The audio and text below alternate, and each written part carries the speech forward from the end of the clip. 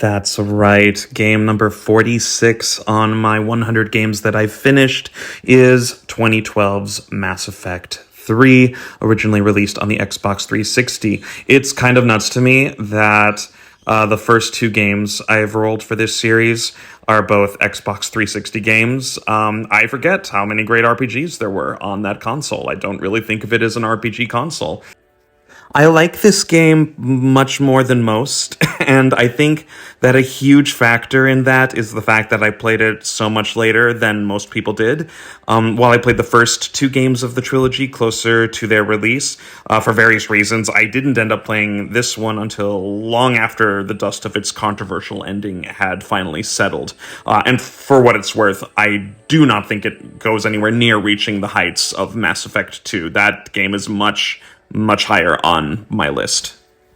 My favorite thing about Mass Effect 3, controversial ending aside, which honestly I thought it was fine for what that's worth, the game remains deeply impressive to me for how many choices, big and small, in the first two Mass Effect games affect your playthrough in this game. From available side quests to NPCs that are alive to available playable characters. I really think that the controversy over the ending was a case of fans missing the forest for the trees in just how much their choices impacted this game. Sure, the ending is pretty much decided by one big choice rather than all of your choices, but so much of this game's world, or worlds, I should say, is affected by actions that may have seemed insignificant one or two entire games ago. The way the games in this trilogy flow together, regardless of what choices you've made, culminating in what I would consider a very satisfying conclusion, feels like the gaming equivalent of Peter Jackson's Lord of the Rings trilogy. The first one. The good one.